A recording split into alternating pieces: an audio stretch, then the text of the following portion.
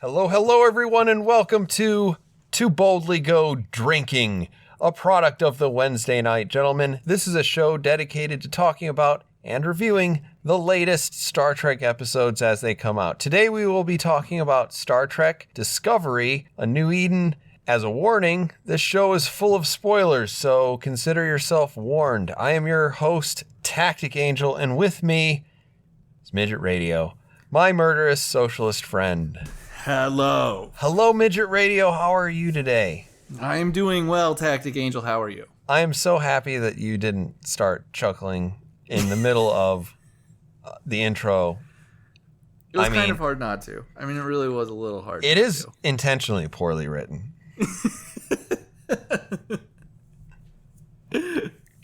Yeah. Yeah, it is. I mean, that's kind of the charm. But anyway, as the title might imply, we're talking about Star Trek today, and we're going to do it while we're drinking. I have Jim Beam, The Devil's Cut. Oh, goddamn. Okay.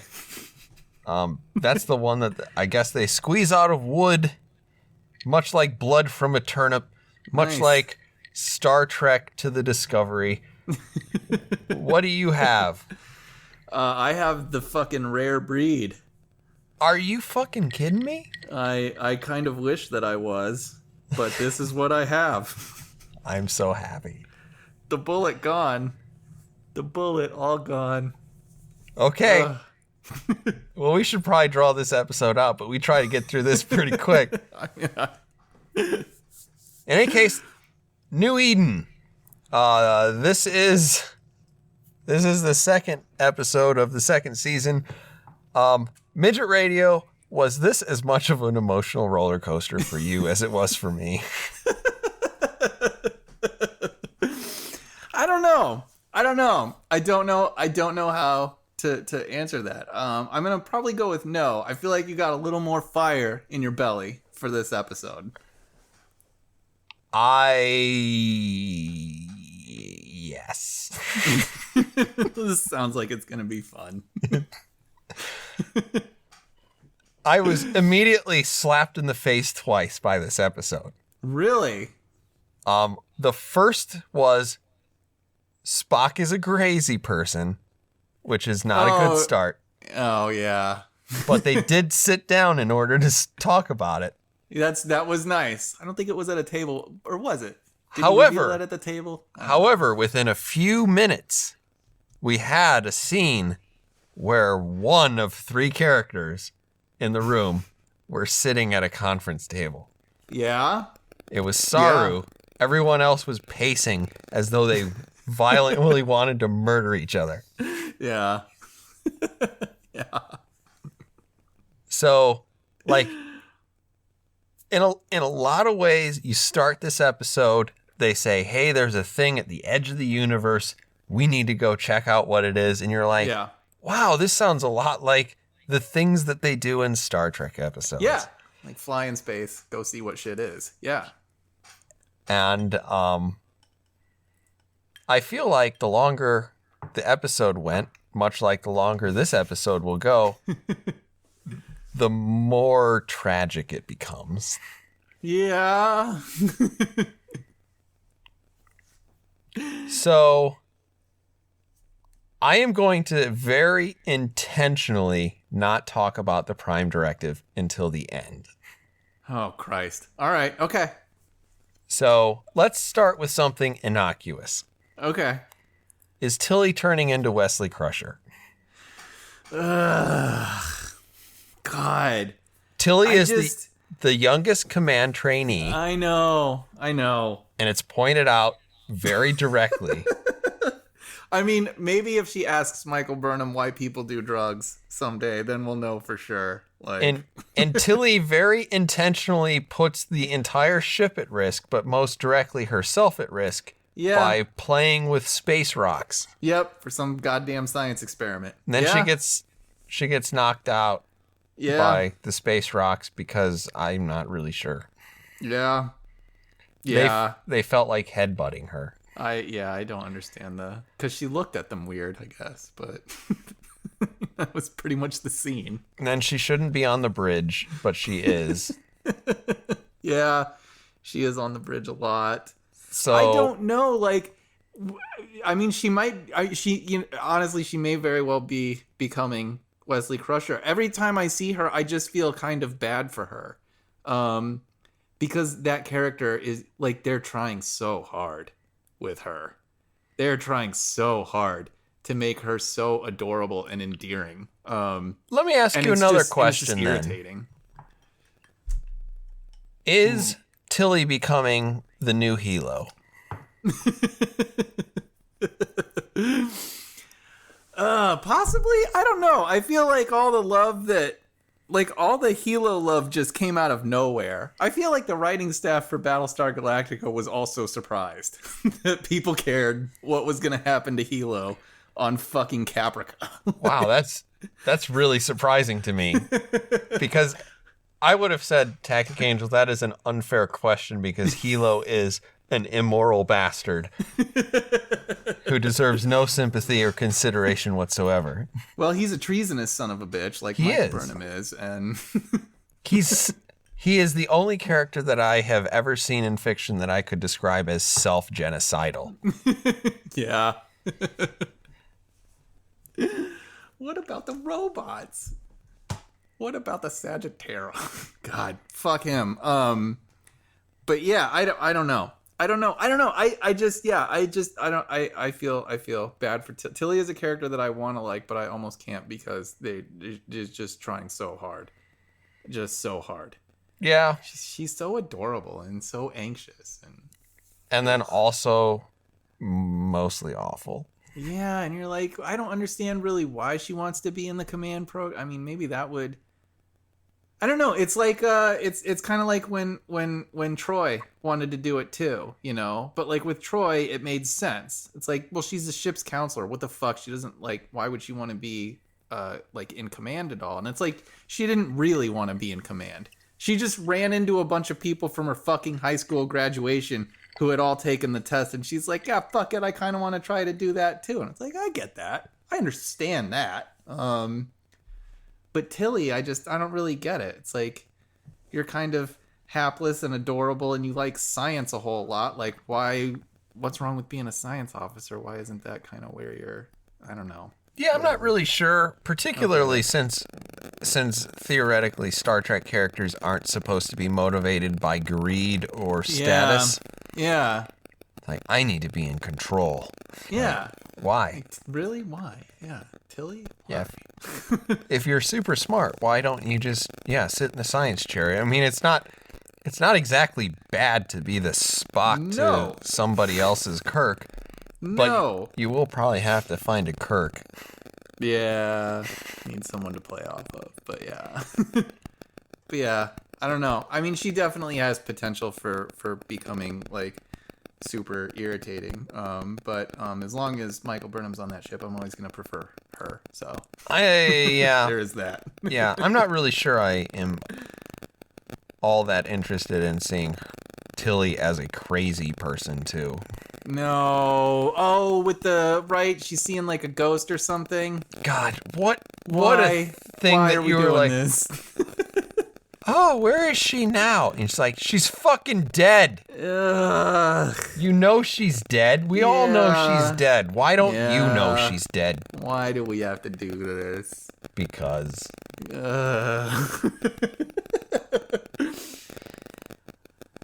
Yeah. So that was stupid. Okay. What else is stupid about this episode? I am shocked at the number of internal inconsistency within Star Trek Discovery itself. Okay. Much less actual Star Trek. Okay. So, like, I started thinking about this when Captain Pike admits complete ignorance about the spore drive in one sentence. Okay. But in the very next sentence, he's like, black alert. And you're like, yeah. What? Yeah. Well, what is this? Also, why do we keep saying black alert? Because at this point, the crew doesn't appear to do anything. They don't even store their their tray tables away in the upright that's position. true. It's like, I don't know, Black Alert, clench your buttholes. I don't know. That's it. I don't know what that means. Yeah, I don't know what they do. And you never see the rest of the crew, like, I don't know, go to their stations. Yeah. They're just on the bridge. Hey guys, Black Alert time. Cool, brother. Yeah, okay, I gotta take a shower. Yeah, I don't. Yeah, I hate that too. It's stupid. I did kind of like Pike's line a little bit though about the spore drive when he's like, "If you're telling me we can go anywhere on like a highway made of mushrooms, I just have to take your word for it, I guess." Yeah, I mean, I enjoyed the fact that they were making fun of the first season. Because it's stupid. Because it's stupid. Fucking ridiculous. I have a question kind of along these lines, and it's it has to do with like Star Trek technobabble, right? Okay. And so for the most part, it's you can generally like you can follow it, right? Like I know that polarize the hull plating means that's like your shields. Okay, I get it. And that's like your shields. I like that. That's cool. Inverse tachyon, pulse, whatever. Yeah. There's a lot of inverting things. You want to like invert the polarity of the. Like I kind of understand, you know, where you're going with most of this. I don't.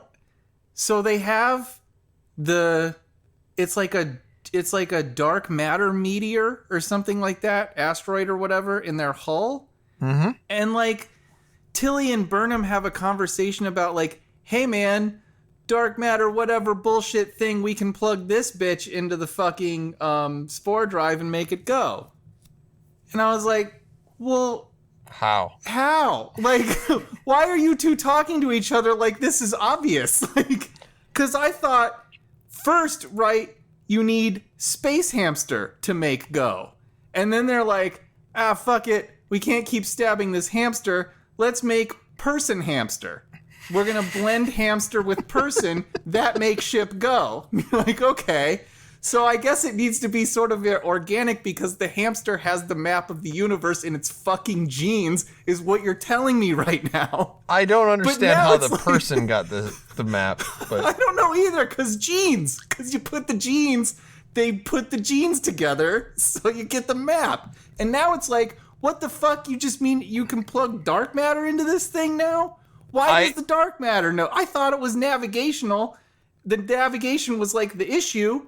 But dark matter solves that fucking somehow, and it's like we don't care. I can't follow. I don't understand. There's no thread. Like usually there's at least a thread. Maybe the dark matter can make them go anywhere they want, and since they can already go anywhere they want, they can go more anywhere they want. I mean, I guess. But it's like before. I mean, I feel like you had kind of it was horrible. But at least there was like kind of an understanding. Like the mushrooms make it do, and the hamster tell it where to go. Okay, but now it's so fucking stupid, and it's so hard to connect the things together. And honestly, during that scene, like sometimes when I'm watching this show, I feel like I'm being made fun of. Like I feel like the writers are like, you're such a jackass that you can even listen to any of this garbage. We're putting a show on where a hamster drives a spaceship. You fucking idiots. Like, pretty much. What's it gonna I mean, how dumb can you be? just keep forking over your money, you It's fucking like that bitches. guy in the late 80s who was like, you know what we should sell? Bottled water. Somebody looked across the table from me. He's like, you idiot. Water's free. No. Space hamsters. Mycelial network. Christ. Actually, one of the things that I did write down, because I have several points about the internal inconsistencies here, is so like Tilly is doing that thing. It's like she's playing with the dark matter, right? Right. And a little bit floats off of it. It's about the size of like a walnut, right? Or a golf ball. Yeah. And as soon as gravity takes effect of it, it crushes a table or a cart or something. Yeah. In the show immediately before this, Michael Burnham picks up a baseball-sized piece of this. Oh, shit, that's right. And holds it in her hand as though Yeah. it is nearly weightless. Yeah. And It's fine. it's fine. I guess I Michael mean, it's Burnham... probably because, Burnham is like the strongest and smartest character. She is this... Probably both. Straight up, she is the Superman of the Star Trek universe. And it's just like, okay, so let's just say that was 150 pounds. So Michael Burnham deadlifted yeah. while on her back 750 pounds. Maybe it's that Vulcan gravity. I don't know, but Maybe it was a gravity thing. I'm sorry. I withdraw my comment. That makes complete sense. Yeah, that's all it takes. To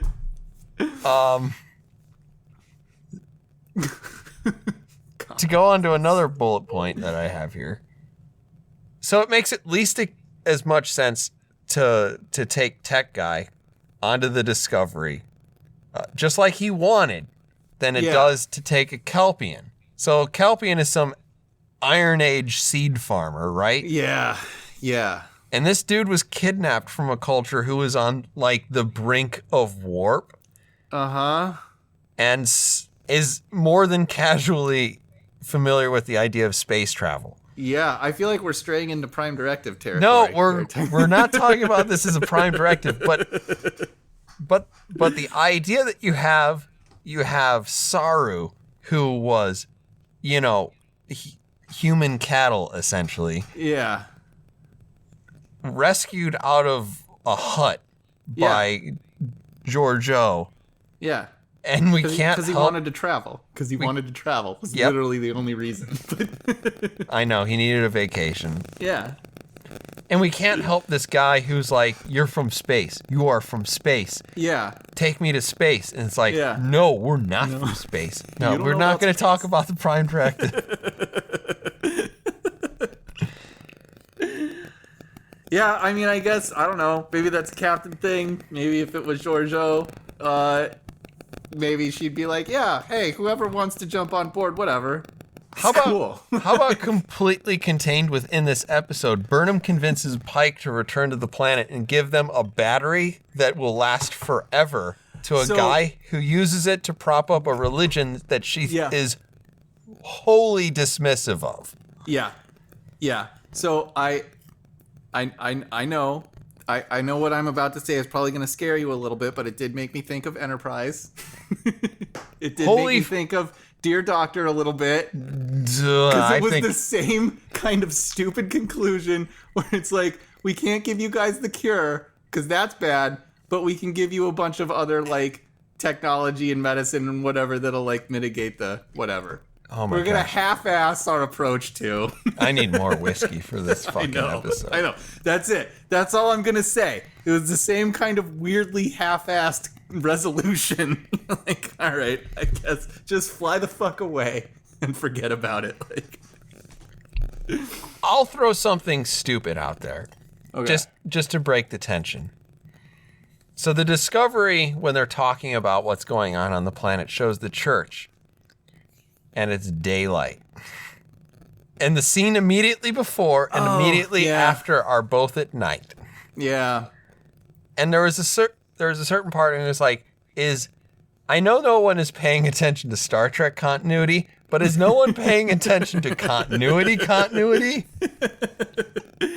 Yeah, they could use a script supervisor, I guess, on that. It's like, it's gonna be pretty bright out there at midnight.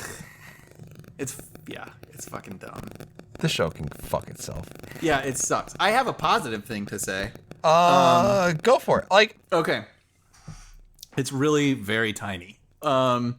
So right when they had the plan to like fucking so there's a bunch of like radioactive material. God, I felt immediately exhausted with this plot development. But so there's a bunch of like radioactive debris or whatever that's gonna like crash into the planet and fucking destroy the whole thing, right? Because of course there is. Because there's always some like planetary extinction event level like thing in this show. That's the ticking time bomb of this episode. Yeah, it always is. So their plan is to like pilot the Discovery into the middle of this debris field and shit out the dark matter asteroid so that its gravitational pull attracts all of the radioactive material and sends it away from the planet.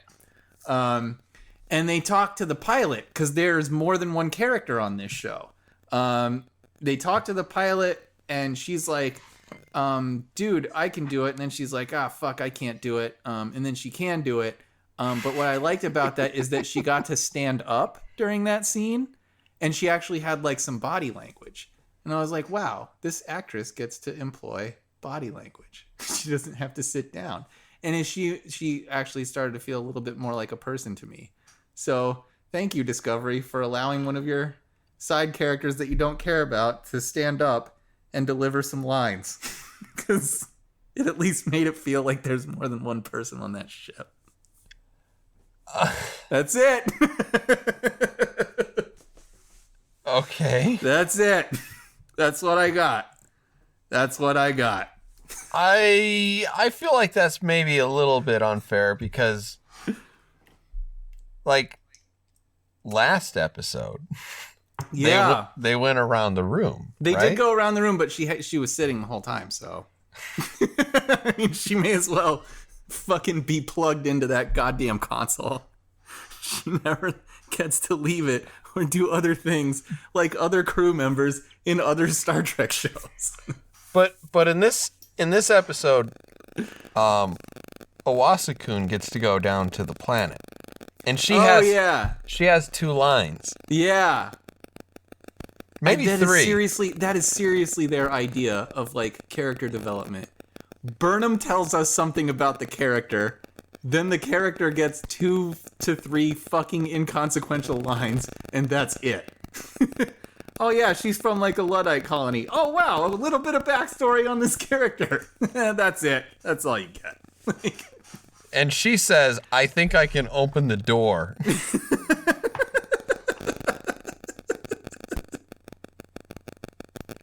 What the fuck, man? It's fine. Yeah, thanks guys. Thank you.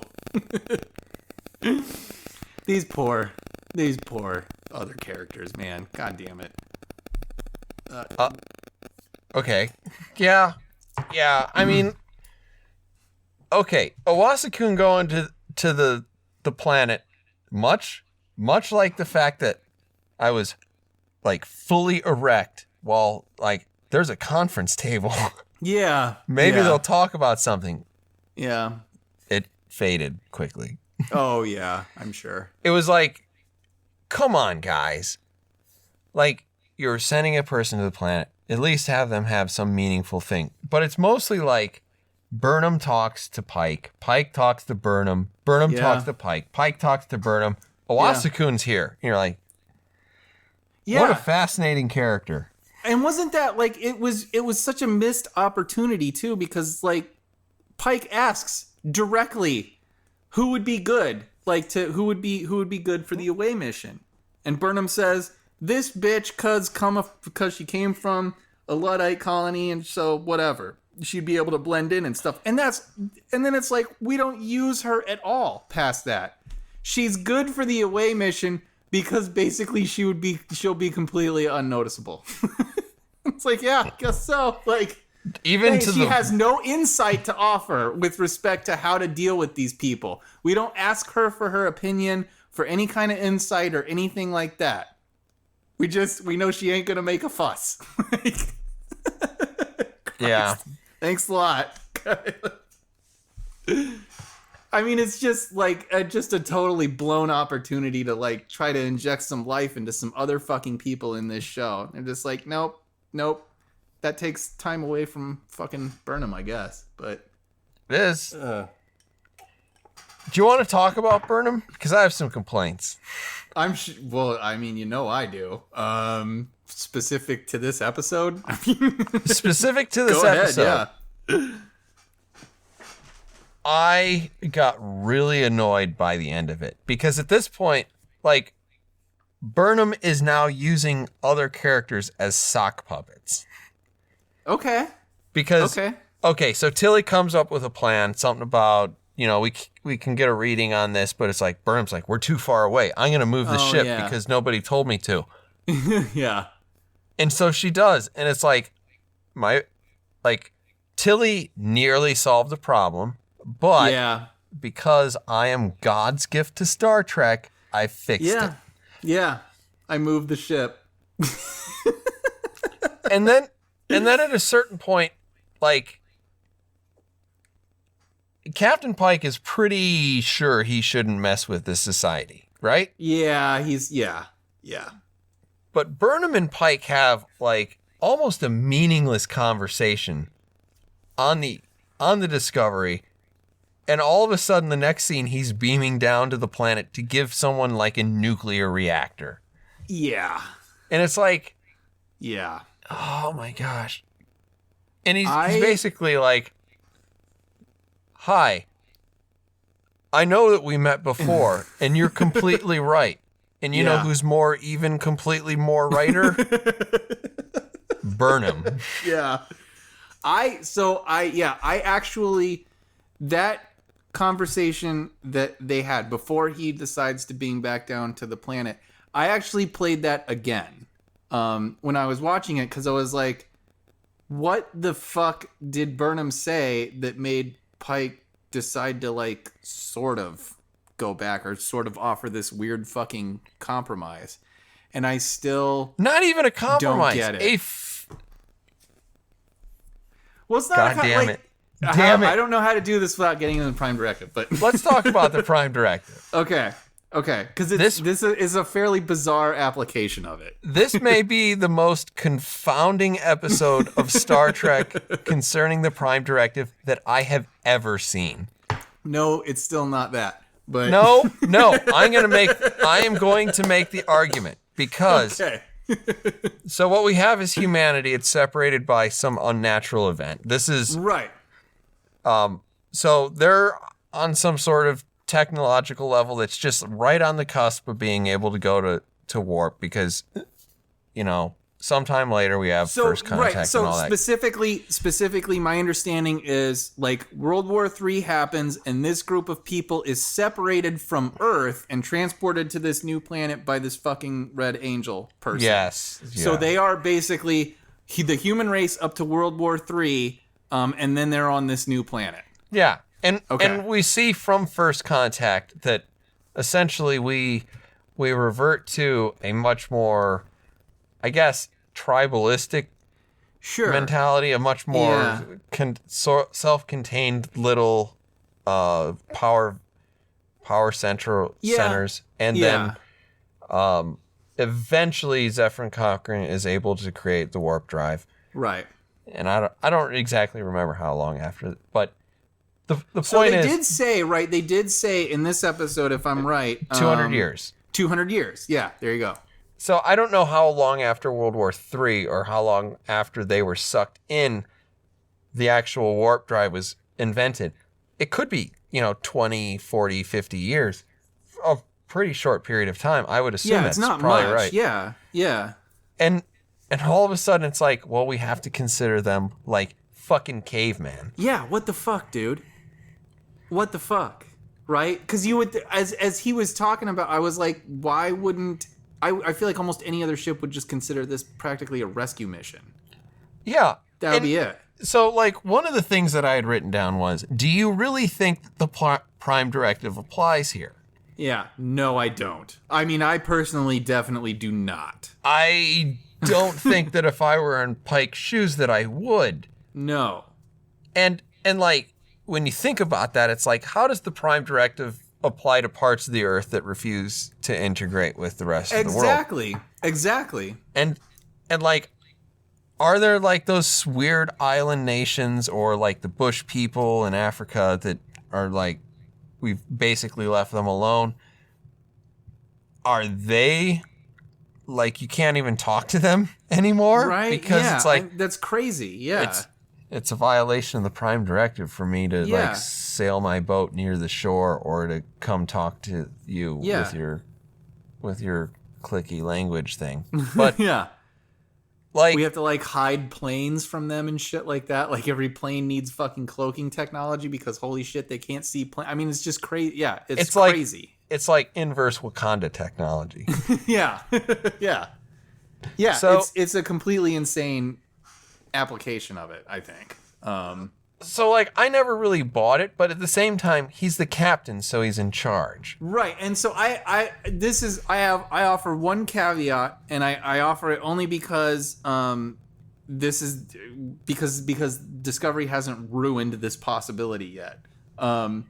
But like the one thing that kept me from being like kind of pissed off a little bit about it was that while they were on the planet is like pretty religious at this point, and I don't want to get too deep into the religion thing. I mean, it's stupid, but so the planet the New Eden is like a fairly religious society from what we can tell. So Yeah, far. they're like a new Baha'i. Yeah. Cult. So what was interesting to me about this is that Pike seemed to have some sort of affinity and a kind of respect for the religion in general, and for religion's role in a culture. So there was part of me that felt like he was just using a bizarre application of the Prime Directive to protect this culture. But Like he respected it so much and kind of and maybe kind of envied it a little bit that he's using this excuse to not fuck with it. And at that point, at least it's a character thing. I think you have to look back at like the timeline, because as soon as they warp in, they're like, hey, you know, they're people down on the planet. They don't have warp technology. And he's like, well, we have to consider them to be like the General Order number 1 is in effect. Yeah. And that's even before they show up at That's you know, true. the church. That's true. Look, fuck you, Tactic Angel. I'm trying. I am trying to find the silver lining here. I have no doubt Discovery gonna ruin it, but still, like, I tried, like, I was really excited at conference table, away mission, and being able to see a person who Yeah. had 14 appearances up to that point and 3 lines. yeah. So God. like I was really hopeful, and they didn't do anything with it. Yeah. I'm just saying, like, to be honest, in terms of the order, they had already said General Order number 1 is in effect. Yeah. Because No, it's fair. Yeah. It's a fair critique. Yeah. I just, goddamn it would be so much more interesting if he was, if he just had this affinity for it and he was using this general, or if he was using this weird, irrational kind of application of the Prime Directive to protect something that he has a little bit of envy and affinity for. Because, you know, that would make him a person. That would make him interesting. That would be a character thing. But, you know, we know how Discovery feels about the people on its fucking ship that aren't named Michael Burnham. Well, now if I'm to be completely honest, I would want to believe that too, because like if you look at like the lore and all the stuff that surrounds it, like Pike is supposed to be a devout Catholic person. Yeah. And it would be really interesting name any other Christian character in all of Star Trek. They are statistically the most unrepresented group in all of Star Trek. Yeah. I don't have to do the math there. No. It's pretty damn obvious. But Yeah. it would be interesting to see, you know, your sort of Daredevil-like captain who Oh, God, yeah. who had, you know, a lot of the classic guilt and a lot of the classic reasoning, Yeah. and to move through that and to see how he applies the Prime Directive and all these other Star Trek philosophies that that would be we're really familiar fun. with. Yeah. But they really don't go into that. No, and they won't. And they won't. And you know, I kind of wanted to like. there, some of the discussion like around religion was like fairly grating in this episode. Because I mean, there's something just inherently absurd about a group of people that is whisked away to another planet by this red angelic figure. Like, okay, I can definitely see like people viewing that as, I mean, a religious experience. That's pretty fucking miraculous, especially in the middle of a goddamn war. But like, the kind of asinine conclusion that they came to where it's like, well, we just sort of combined all the religions into one. And it's like, well, how did you do that? Right? I mean, it's just, I'm sorry. And what would you pick? Like, they're just like, oh no, like that shit is from like the Muslim religion, and that shit is from Judaism, and that shit's from Christianity, and that shit's from fucking Buddhism. And it's like, well, like, how do you pick and choose like what to accept? And like, do you see something like, is the fucking Greek pantheon represented there? Or the Norse pantheon? Is Zoroastrianism in there as well? Like, there are so many, the scope of the world's religions is so fucking huge that I don't know how you would just combine them all into this kind of vanilla paste that everybody sort of just follows along with. It's like, what the fuck, dude? I mean, I could see an argument against that, because it's like, it was a select group of people, and most likely you're not going to get a lot of people who believe in, Zeus at this point. And, sure. And Zoroastrianism is still a religion, but it has such a remarkable minority that yeah, that you could probably say you wouldn't be likely to ever meet one in your life, much less that they would be.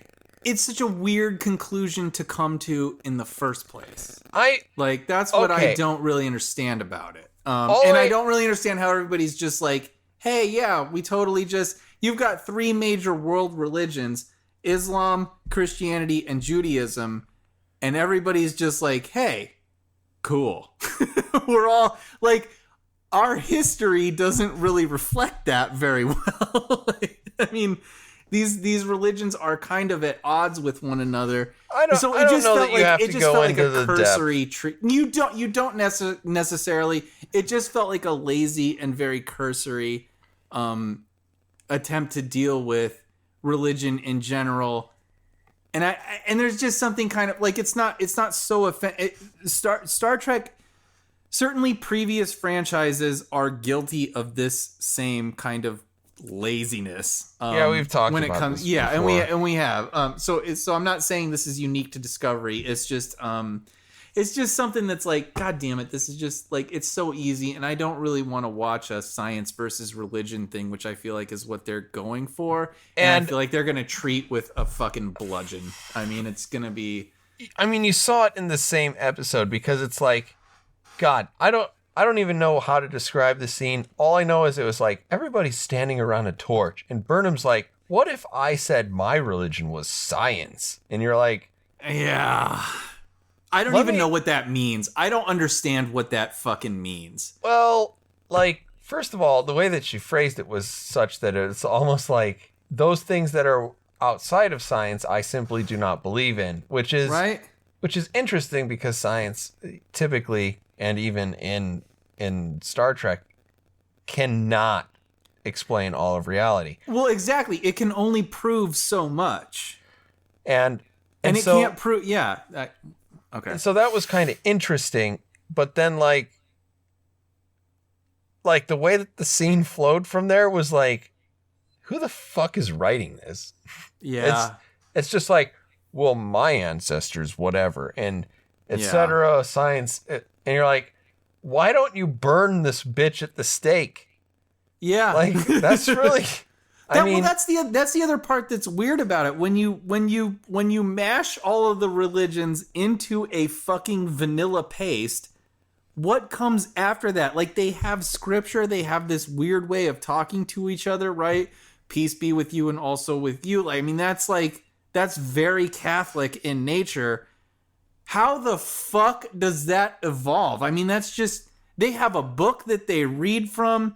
Honestly, everything that they showed was kind of strangely Catholic. So it seemed like Catholicism sort of dominated this. It seemed a lot like they had,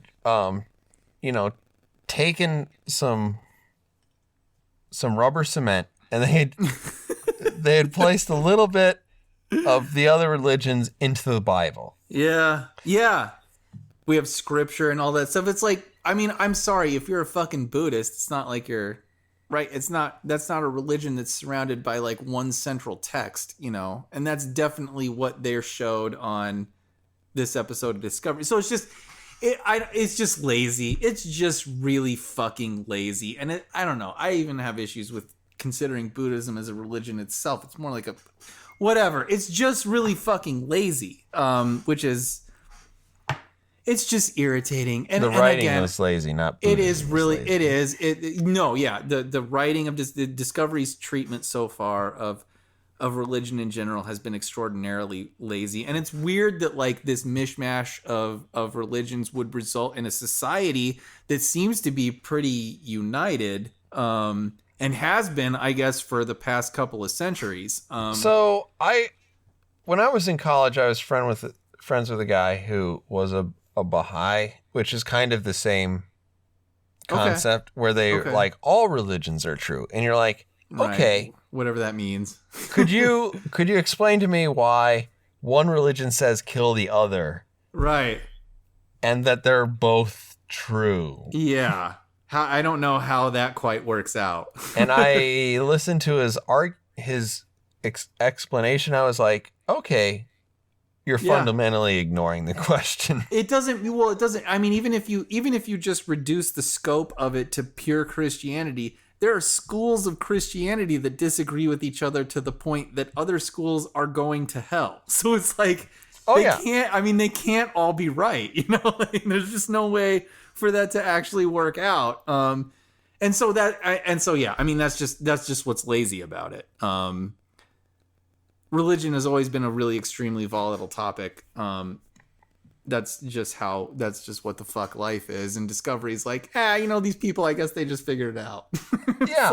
We just threw all the shit into a pot, fucking dealt with whatever came out. Everybody was like, yeah, cool, brother, I'm on board. Like, you go back to the Council of Nicaea and you understand, and there were several councils of Nicaea. Well, like the fracturing of even just the Christian faith. The extraordinarily legalistic nature of it, too. Is centuries old. And what does it mean for Jesus to be both man and God? And there are there are so many Jesus a real of that. person? Is all this stuff, and like there's a lot of he's like half divine, half human. No, he's all fucking human, and He's 200%. Yeah. I mean, you could like dissect the percentage of how divine Christ is. That's a legit topic for... He's 100% human and he's 100% God. That's how it works. That's just Christianity, man. Because Jesus don't care about your percentages. So whatever. And I mean, certainly like we said, I mean, other Star Trek franchises are guilty of this kind of laziness as well. But usually they make up for it at least a little bit. Yeah. Actually tackling something interesting, but I don't know. Let's try to move on beyond the religious part. And when I was watching this, I could not help but think of the communicator. Yeah.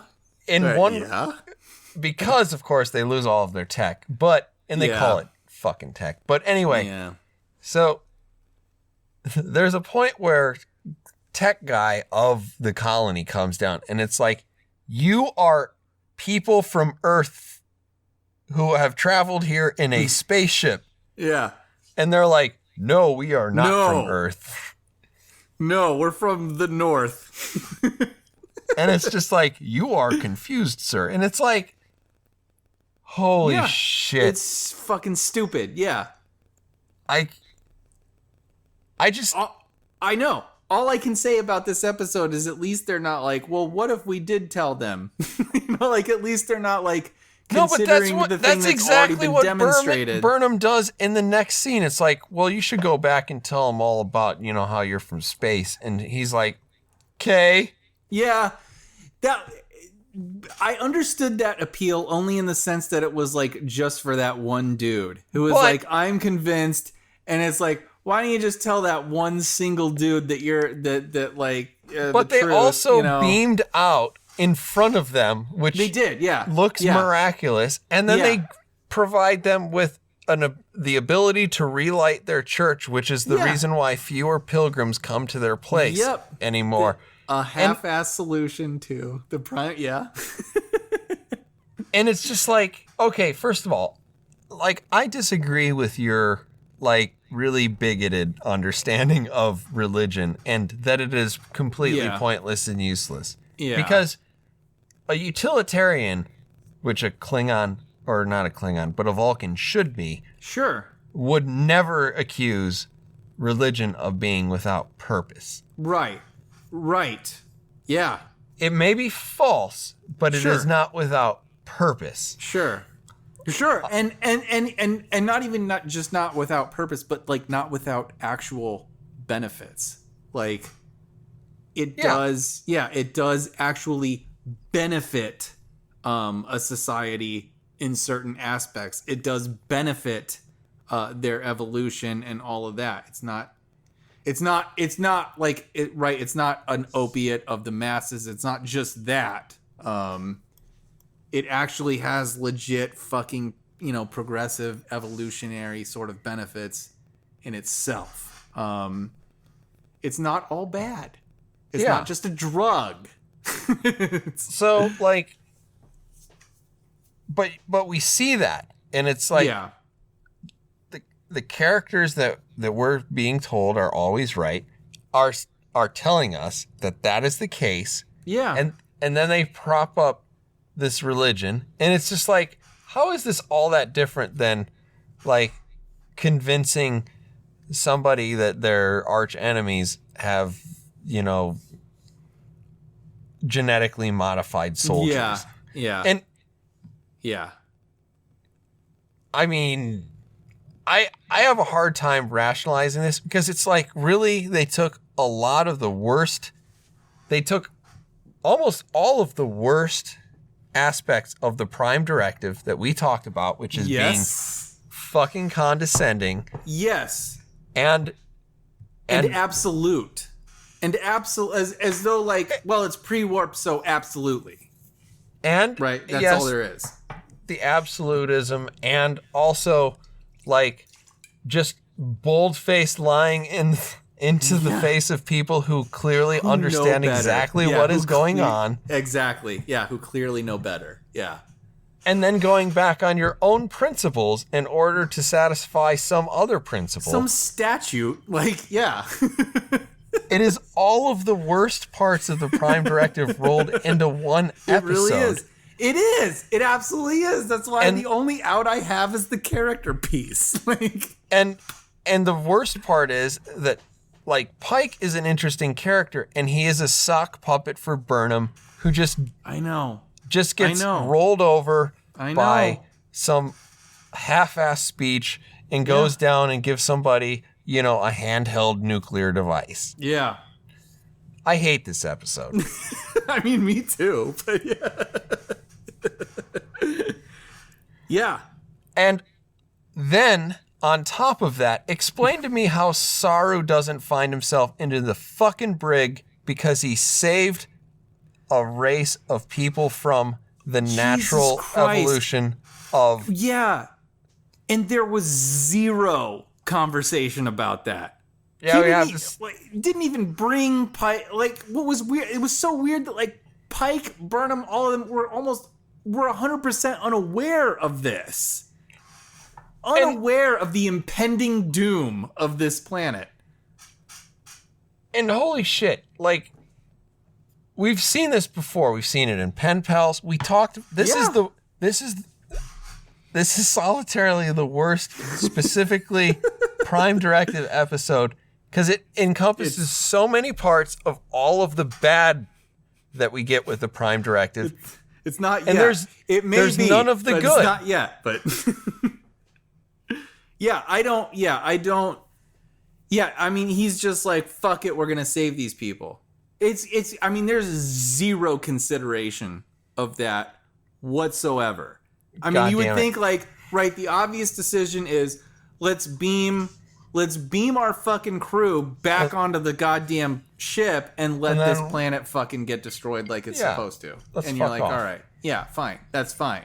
You know, I mean, what's so frustrating about it is like there's a conversation to be had there that the episode itself barely recognizes, where it's like, well, we were signaled to come to these particular coordinates, right?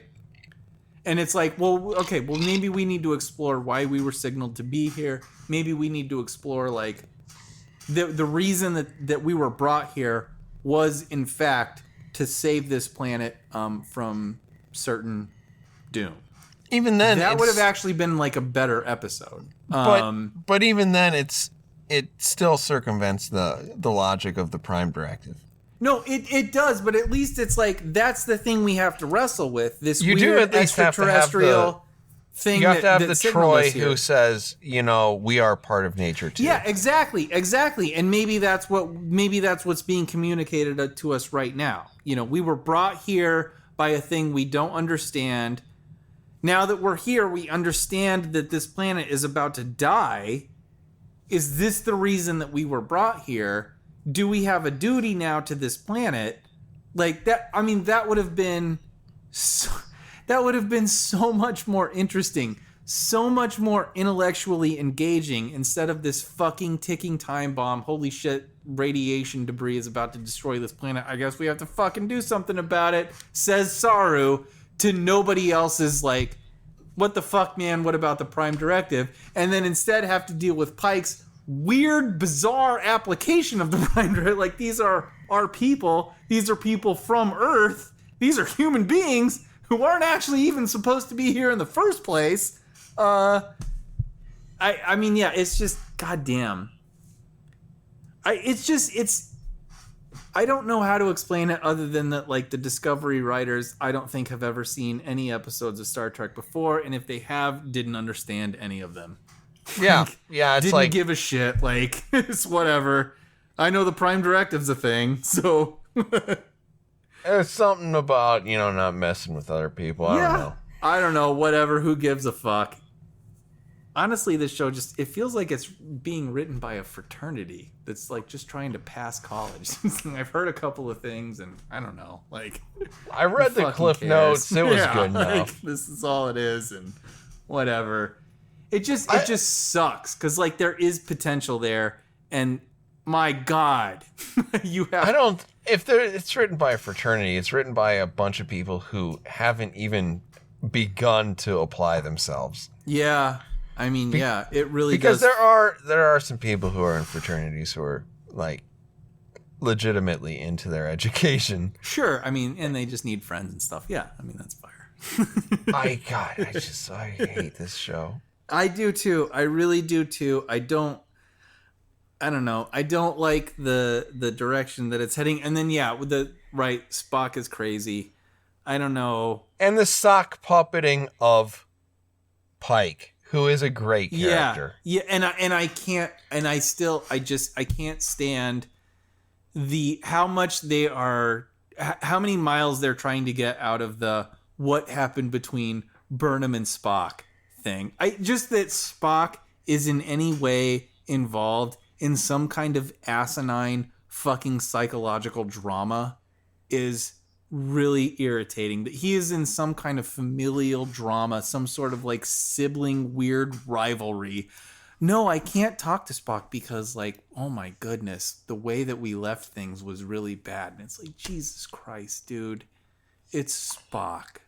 What the fuck? The best theory I've seen is that Spock doesn't like Burnham because Burnham fucked up Sybok. And like, I'm like, yeah, that makes sense. Yeah, that does make a certain amount of sense. Yeah.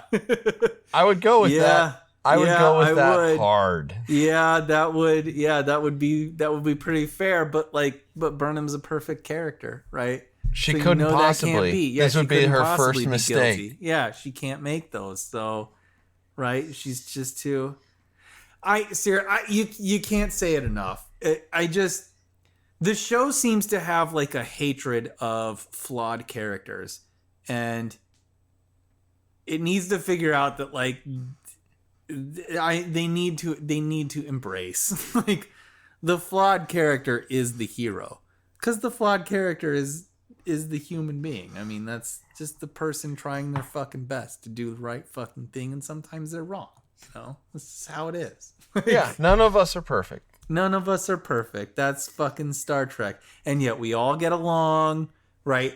That's the ideological view of the Federation. That's what attracts, I feel like, so many of us to Star Trek. Just being imperfect and different from each other, and being able to embrace that, and being able to be like a functional society in the face of the fact that we are not all perfect people. That we're all just kind of trying our best. That's the fucking Federation. I feel like that's Roddenberry's vision, in a nutshell. And this show seems to have this weird allergic reaction to anybody that is wrong. And I feel like that's kind of typified in Burnham a little bit.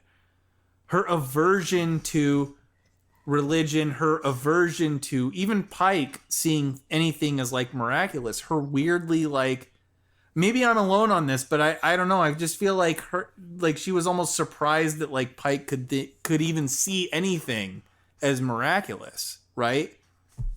Yeah. And it's like, why? Why the fuck? Why is that so offensive to you? Because that's not the Federation. Jesus Christ, that's not DS9. And I don't know. It's just like, why do you have to be so averse to that? Why can't you embrace it like the Federation does, like the ideal society would? These are just different interpretations. These are just different people fucking living their fucking lives and having different interpretations of what life is and what these events mean. What the fuck is wrong with that?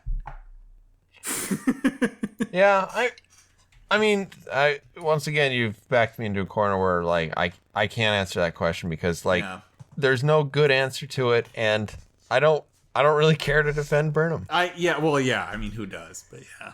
Do you have any other thoughts that you want to add? I do not. No. Because I think we've pretty much hit on most of the big parts of this. Yeah, I think we have to.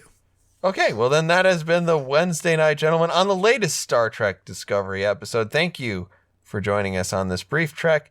Think about hitting that like, or I understand it's not all that brief. Every time you say brief, it makes me laugh, but yeah. You fuck off. I'm trying to finish the episode. All right. Think about hitting that like or subscribe button and join us on more treks in the future. For now, it's time for us to boldly go. We'll see you on the next one.